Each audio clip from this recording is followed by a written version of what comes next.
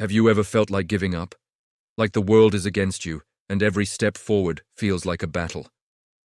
Well, I want to tell you a story today about a man who faced unimaginable opposition, a man who truly had every reason to quit but didn't.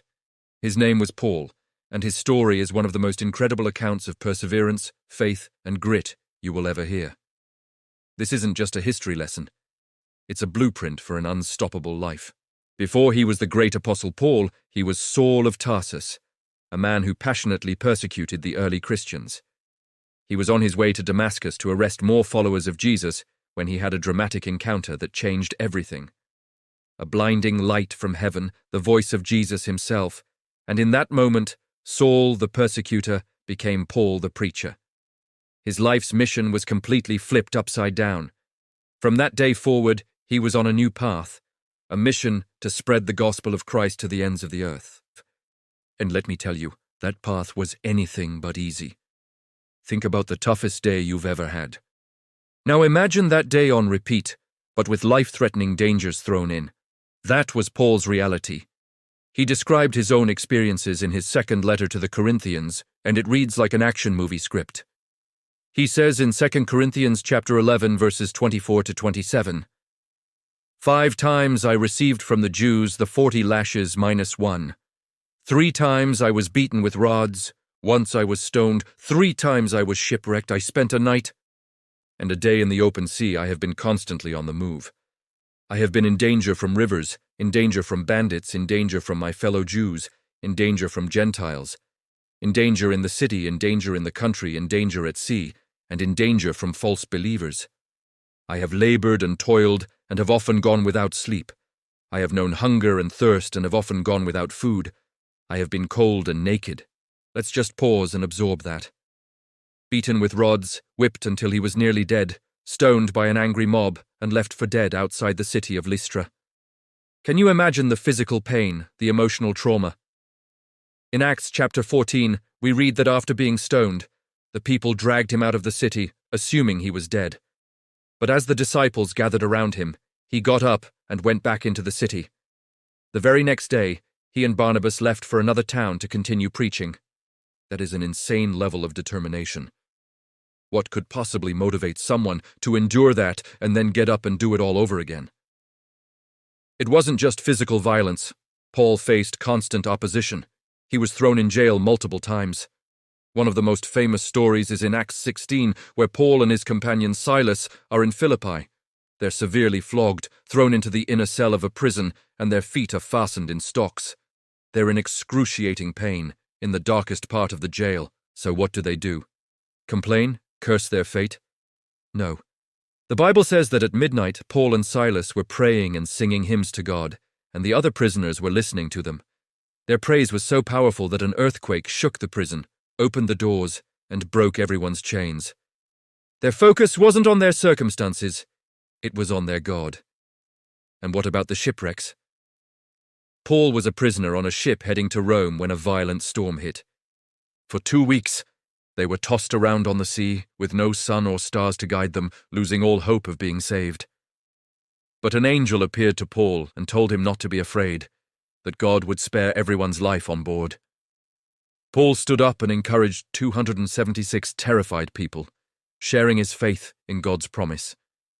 The ship eventually ran aground and was battered to pieces by the waves, but just as God promised, every single person made it safely to shore on the island of Malta. Even there, the trouble wasn't over. While gathering wood for a fire, a venomous snake bit Paul's hand. The islanders expected him to swell up and die, but Paul just shook the snake off into the fire and felt no ill effects. They were so amazed they thought he was a god. So, what's the secret? How did Paul survive all of this? It wasn't because he was a superhuman. It was because he had an uncommon faith and a crystal-clear purpose. He knew why he was here. He knew who had called him. His entire life was fueled by his love for Christ and his passion to share the good news of salvation. He wrote in his letter to the Philippians, from a prison cell, mind you, "For to me, to live is Christ, and to die is gain." For Paul, his life on earth was all about serving Jesus. If he lived, he would serve. If he died, he would be with Jesus, which he considered even better. This perspective made him fearless. The threats of this world, pain, prison, even death, lost their power over him. Paul's life challenges us to look at our own. What is our mission? What are we living for? We may not be facing stonings or shipwrecks, but we all have our own storms, our own prisons of fear, anxiety, or doubt. We all face opposition. The question is, what fuels us? What gives us the strength to get back up when we're knocked down? Paul found his strength in his relationship with Christ. He said in Philippians 4:13, "I can do all things through Christ who strengthens me." This wasn't just a nice quote for a coffee mug, it was the core of his existence.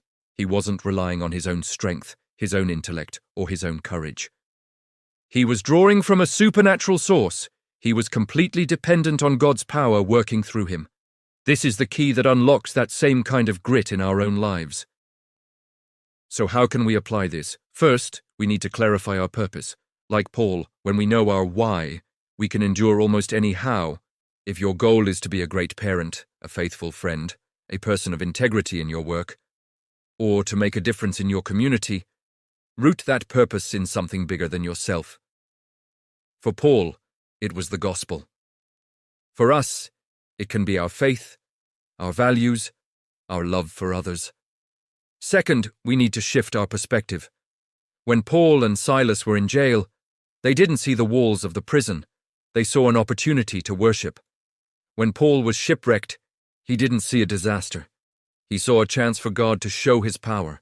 How can we reframe our challenges?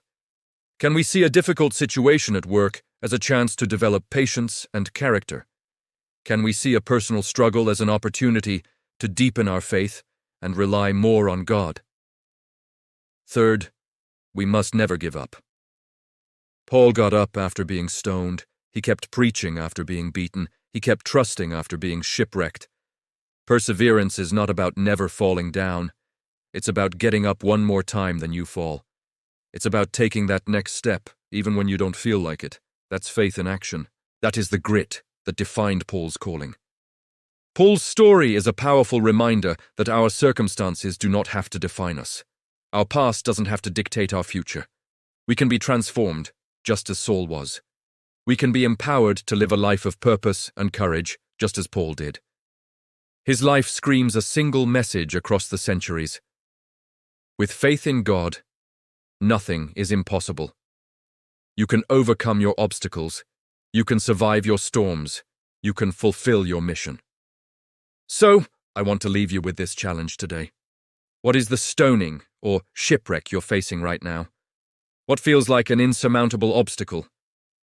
I encourage you to look at it through the lens of Paul's story. Find your strength not in yourself, but in God. Let your purpose be your fuel. Choose praise over despair, and no matter what, keep moving forward. You are more resilient than you think, and the power available to you is greater than any challenge you will ever face. Thank you so much for watching today. I hope this story of Paul's incredible journey has inspired you as much as it inspires me. If it has, please hit that like button and share this video with someone who might need to hear a message of hope and perseverance. Drop a comment below and let me know what part of Paul's story stands out to you the most. And of course, if you haven't already, make sure you subscribe to the channel and ring that notification bell so you don't miss our next video. Thanks again for joining me, and I'll see you in the next one.